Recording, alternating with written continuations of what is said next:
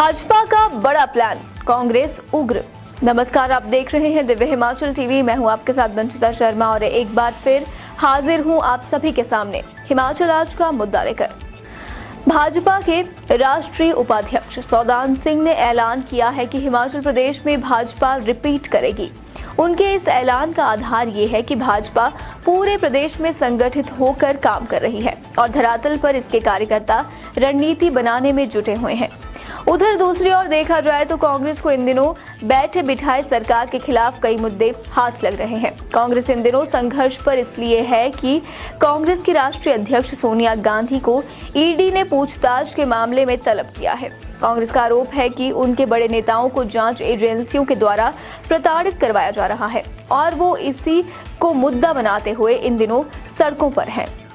हिमाचल कांग्रेस ने ओंकार जी, कल जो शिमला में आंदोलन हुआ, बड़े नेता, सभी बड़े नेता कल शिमला में शामिल थे कल के प्रदर्शन में। आज उस आंदोलन को कांग्रेस ने प्रदेश व्यापी बना डाला है। क्या खबर, क्या है, क्या हुआ, कहाँ क्या हुआ, वजह क्या है? बिल्कुल अनिल जी, कल जिस तरह से प्रदेश की राजधानी शिमला में कांग्रेस के जितने भी तमाम लीडर्स थे, जितने भी कार्यकर्ता थे, उन्होंने आक्रोश रैली निकाली। इसलिए निकाली कि राष्ट्रीय कांग्रेस की जो अध्यक्ष हैं सोनिया गांधी, उनको ईडी की ओर से समन आया हुआ था, पूछताछ की गई। एक पुराना कोई केस है नेशनल हेराल्ड का, पब्लिकेशन अखबार को लेके कोई, तो उसी सिलसिले में उनको ईडी से अगर पूछताछ हुई है तो कांग्रेस का ये आरोप है कि उनके नेताओं को जो है वो बिना वजह तंग किया जा रहा है। तो कल का जो शिमला का आंदोलन था, आज कांग्रेस ने पूरे ही प्रदेश में इस आंदोलन को खड़ा कर दिया है। हाँ, बिल्कुल। और पूरे प्रदेश में आज जो है इस आंदोलन को लेकर काफ़ी हलचल रही है। बिल्कुल सही बात है। आज पूरे प्रदेश में विभिन्न जिलों में विभिन्न यूनिट्स जो थी वो सामने आई और आक्रोश जताया कि सोनिया गांधी से जो पूछताछ हो रही है वो बदले की कार्रवाई है या नहीं होनी चाहिए, विभिन्न चीज़ें। चलिए, ये हम कल भी ये चर्चा कर चुके हैं, लेकिन ओंकार जी, इसमें एक बहुत पते की बात जो पॉलिटिकल पंडित ढूंढ पा रहे हैं वो ये है कि ये आंदोलन जो है या ये पूछताछ देखी है तो अब कांग्रेस के अनुसार ये गलत बात है, कांग्रेस जैसा कह रही है। लेकिन हिमाचल के लिए, हिमाचल कांग्रेस के लिए ये आपदा में अवसर है। ये टैगलाइन तो प्रधानमंत्री नरेंद्र मोदी की है, लेकिन यहाँ पे अवसर तैयार हो रहा है कांग्रेस के लिए। कैसे? देखिए, कॉल तो ये नेशनल है। कांग्रेस दिल्ली में भी ये प्रदर्शन कर रही है और सारे प्रदेशों में भी, उसी वजह से हिमाचल में भी ये किया जा रहा है, उसी कड़ी में किया जा रहा है। लेकिन अब क्योंकि हिमाचल में चुनावों का भी वक्त है, इलेक्शन नज़दीक आ रहे हैं, तो ये आंदोलन जो है इसमें दो फायदे हो रहे हैं कांग्रेस को। एक फायदा कार्यकर्ता जो हैं उनका उत्साह बन रहा है और दूसरा चुनावी माहौल तैयार हो रहा है। कांग्रेस से ये दिखा रही है जनता से जुड़ के कि देखिए जितना संवेदनशील इशू है, उनकी महिला हैं, वो जो राष्ट्रीय अध्यक्ष हैं, उनको परेशान किया जा रहा है। मतलब एक तरह से ये माहौल बन गया है कि ऐसा नहीं लगता है कि केंद्र सरकार ने हिमाचल कांग्रेस को बैठे बिठाए एक, ये कहिए, तोहफा परोस के दे दिया है प्लेट में। बिल्कुल बिल्कुल अनिल जी, ये बिल्कुल तोहफा ही प्लेट में जो है वो परोस के दिया है, क्योंकि आने वाले 3-4 महीने के भीतर भीतर इलेक्शन होने वाला है। जी सही है। और कांग्रेस के पास हालांकि प्रदेश में मुद्दों की कोई कमी नहीं है, पर जब वो उनके नेशनल लीडर को इस तरह से तंग किया जा रहा है, जैसे वो कहते हैं कि तंग किया जा रहा है, तो वो अपनी आवाज को और भी बुलंद करने का वो मौका ढूंढ रहे थे और ये मौका मिल गया है। जैसे आप देखिए कि पिछले कल जिस तरह से प्रदर्शन शिमला में हुआ, बड़ा एक आक्रोश उसमें देखा गया और आज उसी को बढ़ाते हुए पूरे प्रदेश में कर दिया गया है। तो ये जो मुद्दा है ये अभी शांत होने वाला नहीं है और भी कांग्रेस के पास ही हिमाचल प्रदेश में इसलिए मुद्दे जो है वो इतना दम ले रहे हैं, इतना वो पुख्ता हो रहे हैं, क्योंकि इलेक्शन ईयर है, इलेक्शन आने वाला है। तो ये जो मुद्दा है ये भी अपने आप में कई दिनों तक अब जिंदा रहने वाला है। जी, जिंदा रहने वाला है। देखिए क्या होता है ओंकार जी की कांग्रेस को कभी भी, प्रदेश कांग्रेस को या प्रदेश भाजपा, किसी भी दल को जिसने राज्य में चुनाव अभियान की शुरुआत करनी होती है, एक बहुत सारा मैकेनिज्म तैयार करना पड़ता है। कार्यकर्ताओं को घूम घूम के, बैठ के, कर करके, पर्सनली मिलकर तैयार होना होता है, एक मुद्दा ढूंढना पड़ता है, उनको सिखाना पड़ता है कि ये मुद्दा है, फिर उस पर शुरुआत होती है। यहाँ तो वो शुरुआत के लिए उनको मुद्दा केंद्र से ही मिल गया, बना बनाया मुद्दा, क्योंकि ऐसा है जो पूरे देश में छाया हुआ है। प्रदेश में भी कांग्रेस को चाह रही है कि हिट हो जाए, इसलिए कहा जा रहा है। अच्छा, ये तो बात हो गई ओंकार जी कि कांग्रेस का क्या कहना है और पॉलिटिकल पंडित इसमें कांग्रेस के लिए क्या अपॉर्चुनिटी देख रहे हैं। दूसरी तरफ भाजपा भी इसको काउंटर कर रही है। भाजपा के जो प्रदेश प्रवक्ता हैं रणधीर शर्मा साहब, उनका कहना है कि कांग्रेस बिना वजह शोर मचा रही है। क्या वजह है, क्या तर्क देते हैं वो इस काउंटर में कि ये शोर बेवजह का है, मामला है ही नहीं कुछ ऐसा। जी बिल्कुल, प्रदेश प्रवक्ता रणधीर शर्मा है भाजपा के यहाँ, तो उन्होंने तो इस आंदोलन को जो ईडी के खिलाफ या केंद्र सरकार के खिलाफ आंदोलन हो रहा है, इसको उन्होंने चोर मचाए शोर की संज्ञा दी है, जो कि उनके अनुसार सही होगा और कांग्रेस के अनुसार जो है वो बिल्कुल गलत है। तो इसी वजह को लेकर उनका एक तर्क है। तर्क ये है कि अगर कांग्रेस सच्ची पक्की है, कांग्रेस के राष्ट्रीय नेताओं ने कोई गड़बड़ी नहीं की है नेशनल हेराल्ड मामले में, तो उनको डरने की कोई जरूरत नहीं है। और अगर ईडी जांच कर रही है तो उनको जांच में सहयोग करना चाहिए, सहजता से इस जांच को लेना चाहिए। हाँ, पर कांग्रेस इसमें यही कह रही है कि चुनाव आने वाले हैं, इसलिए शायद हमारे साथ ऐसा किया जा रहा है ताकि सारा ध्यान जो है वो वहाँ बटाया जा सके और भाजपा को खुला ग्राउंड मिल जाए, गुजरात में या हिमाचल में या शायद JNK में भी। अच्छा ओंकार जी, इसमें एक और चीज़, हम अब मुद्दे पे आ जाते हैं। भाजपा के बड़े नेता हैं, राष्ट्रीय उपाध्यक्ष हैं, और वो हिमाचल में जो चुनाव अभियान या जो छिड़ना है या सारी तैयारियां की जा रही है, उसमें संगठन को एक तरह से लीड कर रहे हैं। नाम है सौदान सिंह, बड़े एक तरह से मजबूत नेता माने जाते हैं संगठन के स्तर पे जब बात होती है। अक्सर हिमाचल का दौरा कर रहे हैं। उन्होंने कहा है कि देखिए जी, हिमाचल में भाजपा का मिशन रिपीट जो है वो गारंटेड है, मतलब होके ही रहेगा। अच्छा, अब ये बताइए, मुख्यमंत्री साहब भी बोलते चलिए उनकी सरकार है, वो तो कहेंगे कि हमारी सरकार की वजह से हमने काम किए हैं तो हम रिपीट होने की क्षमता रखते हैं, काम बताएंगे वापस आएंगे। संगठन की ओर से ये क्यों कहा जा रहा है? भाजपा का संगठन या भाजपा के एक संगठन के बड़े नेता ये कैसे कह रहे हैं कि उनका मिशन रिपीट कामयाब होने ही वाला है हिमाचल में? जनता जानना चाहती है एक्चुअली ये चीज़, क्या कारण है? बिल्कुल, सौदान सिंह भाजपा के राष्ट्रीय उपाध्यक्ष हैं और संगठन के बहुत बड़े एक लीडर हैं। तो अनिल जी, वो संगठन की बात करेंगे। भाजपा का हिमाचल में मिशन रिपीट को लेकर जो उनका बयान आया है, उसके मुख्यतः दो कारण हो सकते हैं। एक तो है भाजपा की संख्या बल, ठीक है। संख्या बल का मतलब ये है कि भाजपा जो है अभी राष्ट्रीय स्तर पर ये दावा करती है कि हमारे पास जो है वो सबसे ज्यादा कार्यकर्ता भी है इसमें, तो हाँ जी बिल्कुल वो सत्यापित एक तथ्य है। जी जी। दूसरा ये है कि उनके संगठन की जो मजबूती है, संगठन का जो ढांचा है, वो शायद कांग्रेस के पास नहीं होगा, उनको लगता है। तो ये दो मुख्य कारण हैं। पर इन मुख्य कारणों के बाद उनके अगर हम बयान को उस तरह से देखें तो यहाँ जो है हिमाचल में या पूरे देश में आप देखें तो कहीं ना कहीं बेरोजगारी या और भी इशू हो सकते हैं, कई इश्यूज हैं जिनको काउंटर करना होगा। अच्छा ओंकार जी, देखिए सौदान सिंह ने जो इसमें एक कारण बताया है मजबूती का, उन्होंने ये कहा है कि हर बूथ पे हिमाचल प्रदेश में जितने भी पोलिंग बूथ हैं जहाँ पे जाके आम जनता वोटिंग वाले दिन अपना मताधिकार का प्रयोग करती है, वो कहते हैं कि हर बूथ पे हमारे 100 सक्रिय कार्यकर्ता हैं कम से कम। ये उस आधार पे सौदान सिंह का कहना है कि देखिए वो जो हमारे कार्यकर्ता हैं बूथ में, वो जनता को सबको समझते हैं, वहाँ वो जाएंगे, जनता को सारी नीतियाँ बताएंगे भाजपा की और उनको उस पक्ष में करेंगे कि भाजपा के लिए वोट करें। जबकि उनका ये मानना है, या वैसा खैर कई जगह दिखता भी है, हालांकि कांग्रेस ने कहा था कि हम भी कुछ ऐसा ही करेंगे, अभी तक उस लेवल तक शायद नहीं हो पाया है।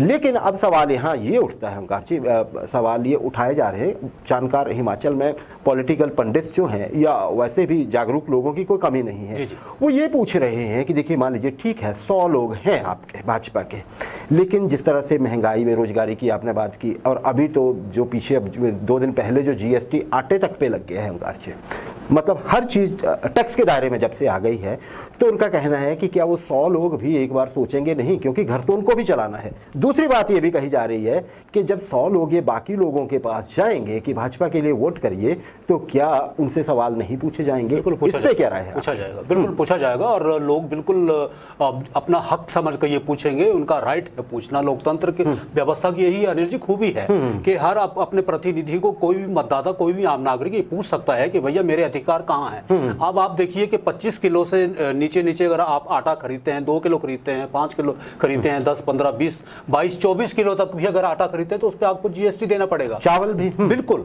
जीएसटी का मतलब होता है आम आदमी से एक टैक्स के रूप में देखता है, वो टैक्स ही है जी, बिल्कुल ठीक है। तो अगर खाने पे भी टैक्स, एक रोटी पे भी, चपाती पे भी टैक्स, चपाती पे टैक्स देना पड़ेगा। हम एक निवाला खा रहे हैं तो हमें, हमारे दिमाग में ये भी आता रहेगा यार ये जो निवाला मैं खा रहा हूँ इसका टैक्स दे रहा हूँ। तो जब टैक्स दे रहा हूँ तो टैक्स देने की जो पीड़ा होती है उस पीड़ा को इलेक्शन के माध्यम से हटाया भी जा सकता है और बढ़ाया भी जा सकता है। तो मतदाता, आम आदमी जो है प्रतिनिधि से अवश्य ही ये प्रश्न पूछेगा कि मेरा सबसे बड़ी बात तो यह है कि चपातियां तो कार्यकर्ताओं के घर में भी जरूर बनती होंगी, है ना जी। खैर, इसमें ये बात चल रही है कि कांग्रेस इसको महंगाई से भी जोड़ सकती है, हाँ जोड़ सकती है ना। ये मुद्दा मतलब वहाँ पे होता है, बेरोजगारी भी अलग बात है, सबके परिवारों में बच्चे बेरोजगार होंगे, पढ़े लिखे होंगे, वो भी बात जुड़ेगी। अच्छा जी, एक और नया हिमाचल में आजकल हम ये कहें कि एक वाक युद्ध शुरू हुआ है। ये 2 दिन पहले की बात है।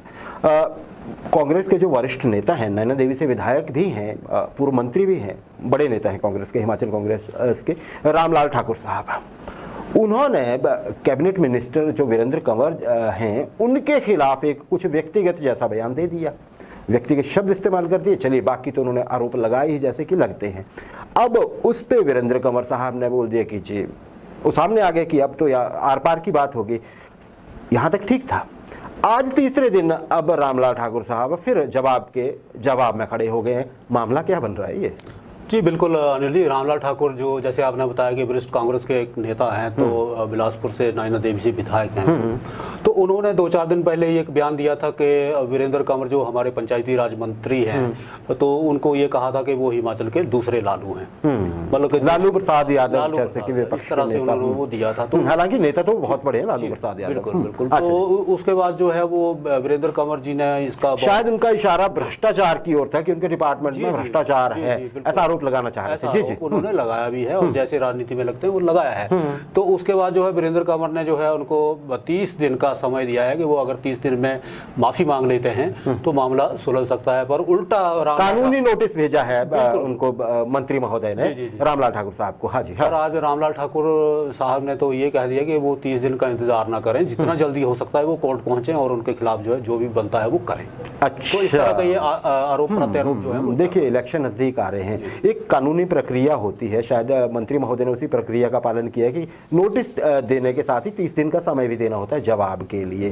तो रामलाल ठाकुर साहब का ये कहना है इस पे कि देखिए जी, आप इंतजार क्यों कर रहे हैं, सीधे कोर्ट ही चले जाइए। इनका मतलब ये है कि जो मैंने कहा है वो अटल है, आप जो मर्जी कर लीजिए। हालांकि वीरेंद्र कंवर साहब ने भी ये कहा था कि आप जो आरोप लगा रहे हैं, आप शपथ पत्र लेके हाई कोर्ट चले जाइए, फिर वहाँ दूध का दूध पानी का पानी हो जाएगा। कहने का मतलब अदालत में ले जाइए, वहीं बात होगी। तो आप ये देखें, 2 ठाकुर नेता अब भिड़े हैं दोनों तरफ के। बड़ी बात ये है, इलेक्शन नज़दीक हैं तो ऐसे सीन और ज़्यादा आएंगे। चलिए, इस मामले पे भी हम नज़र रखेंगे कि इसमें आगे क्या होता है, पर इलेक्शन की बात है, होता है। अब ओंकार जी, मेरा एक प्रश्न और है आपसे। खीमीराम शर्मा भारतीय जनता पार्टी के पूर्व प्रदेश अध्यक्ष, जाहिर है वो कुछ भी बोलेंगे अब कांग्रेस में जाने के बाद भाजपा को बात चुभेगी, और वो चिढ़ा भी खूब रहे। एक बार फिर से उन्होंने बोल दिया कि जी कांग्रेस तो इन चुनावों में, जो आने वाले चुनाव है, भाजपा जो मर्जी करती रहे, हम 50 सीटें जीतेंगे। हाँ, मतलब कांग्रेस कम से कम 68 में से 50 सीटें जीतेगी। ये भाजपा के खिलाफ जीत की बात कह रहे हैं कौन? भाजपा के पूर्व प्रदेश अध्यक्ष। इसको कैसे देखते हैं आप? अनिल जी, खीमीराम शर्मा पूर्व भाजपा के पूर्व प्रदेशाध्यक्ष हैं और राजनीति के बहुत मजे हुए खिलाड़ी हैं, बड़े पुराने खिलाड़ी हैं। ये जब भी कुछ बोलते हैं तो उसका कोई ना कोई मतलब होता है, और ये गाहे बगाहे हर 2-4 दिन के बाद कोई ना कोई ऐसा तीर छोड़ते हैं जो भाजपा की जो है वहाँ बिल्कुल निशाने पे लगता है। आज उन्होंने कहा कि 50 से ज़्यादा सीटें कांग्रेस जीतेगी, तो इसके पीछे भी कोई ना कोई रणनीति उनकी रही होगी। और भाजपा के जो हमारे जो एक सूत्र हैं, उन सूत्रों का ये कहना था कि हमें तो अभी तक भी ये पता नहीं चल पाया है कि खीमीराम भाजपा से गए क्यों हैं, उनको दिक्कत क्या थी, वो उनका जाने का अचानक कैसे कार्यक्रम ये हुआ है। तो लोग अभी भी उनको भाजपा का ही समझते हैं, पर वो भाजपा के रहे नहीं, अब वो कांग्रेस ही हो गए हैं, और जब भी चाहे वो धूम धड़ाके के साथ कांग्रेस में गया। अच्छा जी, अब बात जरा आम आदमी पार्टी की भी कर लेते हैं। एक तो आप सबको पता ही होगा, आज केजरीवाल साहब ने नेशनल टीवी पे भी प्रेस कॉन्फ्रेंस की है। वो कह रहे हैं जी कि केंद्र सरकार ने जो सीबीआई जांच शुरू की है दिल्ली में आबकारी विभाग के, उसको लेकर खास करके वो शराब ठेकों की बात हो रही थी, तो उसमें अब मनीष सिसोदिया साहब को फंसाने का प्रोग्राम है केंद्र सरकार का। दूसरी तरफ आज ऊना में भाजपा आम आदमी पार्टी के प्रदेश अध्यक्ष भी पहुंचे हुए थे, हमने आपको लाइव उनकी प्रेस कॉन्फ्रेंस भी दिखाई। एक और भी पहलू है इसका, आम आदमी पार्टी ने कल शिमला में एक प्रेस कॉन्फ्रेंस की जी। उस प्रेस कॉन्फ्रेंस में उन्होंने भाजपा और कांग्रेस को आईना दिखाने का प्रयास किया। लेकिन किस बात पे? जो सिद्धू मूसेवाला के जो शूटर कहे जा रहे थे, 2 लोग जिनका एनकाउंटर हुआ परसों पंजाब में, कल भगवंत मान साहब और पंजाब सरकार की और पंजाब पुलिस की उन्होंने तारीफ की प्रेस कॉन्फ्रेंस के दौरान और कहा कि देखिए भाजपा और कांग्रेस। लेकिन यहाँ पे सवाल ये उठ रहा है, चलिए ठीक है पंजाब में अच्छा है जो भी हो रहा है, हिमाचल की बात क्यों नहीं हो रही है? आम आदमी पार्टी की तरफ से कुछ अलग से स्ट्रेटेजी बन रही है क्या लगता है आपको? बिल्कुल अनिल जी, पंजाब में जिस दिन सिद्धू मूसेवाला का जो है वो मर्डर हुआ, वो बहुत दुखदाई घटना थी और वो ठीक है एक पंजाब की घटना थी, उसकी हर आम शहरी जो है उसकी निंदा करता है। मगर मुझे लगता है कि हिमाचल में आम आदमी के पास जो है हिमाचल के मुद्दे नहीं हैं। अगर हिमाचल के मुद्दे आम आदमी पार्टी को पता होते तो वो हिमाचल के ही मुद्दों को उठाती। सड़कों का यहाँ बुरा हाल है, वो खुद ही कहते हैं जी एजुकेशन का बुरा हाल है, वो खुद ही कहते हैं जी यहाँ स्वास्थ्य जो है वो बिल्कुल गिर गया है। वो कुछ मतलब कि तो इन मुद्दों को कब वो कहने और कथनी में बहुत अंतर होता है। अगर इन मुद्दों को वो इस चुनाव की बेला पे नहीं उठाएंगे तो कब उठाएंगे? वो पंजाब का मुद्दा हिमाचल में उठाकर पता नहीं क्या साबित करना चाहते हैं। तो उनको कम से कम हिमाचल में अगर चुनाव लड़ना है, वाकई वास्तव में ही वो चुनाव लड़ना चाहते हैं, तो आम जनता भी ये जानना चाहती है कि उनके मन में, उनके ध्यान में, उनके अध्ययन में हिमाचल के कितने मुद्दे हैं। तो उन मुद्दों पे उनको बात करनी चाहिए। जी बिल्कुल सही बात है। हिमाचल की हो सकता है कि कल वो पंजाब की ये तस्वीर दिखाना चाहते हैं कि देखिए पंजाब में कैसे कार्रवाई होती है, कानून कितना मजबूत है। लेकिन सही कहा आपने, बात अब देखिए समय बहुत ज़्यादा नहीं है आम आदमी पार्टी के पास या किसी भी पार्टी के पास भी, कितने 2-3 महीने की बात है जी। तो अब प्रेजेंस कुछ हिमाचल के मुद्दों को लेके दिखानी पड़ेगी और हिमाचल के मुद्दे यूनिक है, ना वो दिल्ली जैसे हैं ना पंजाब जैसे हैं। तो आम आदमी पार्टी हमें लगता है कि अब थोड़े दिनों में इसी नज़रिए से सामने आएगी सबके, हम आपको बताएंगे भी इसके बारे में।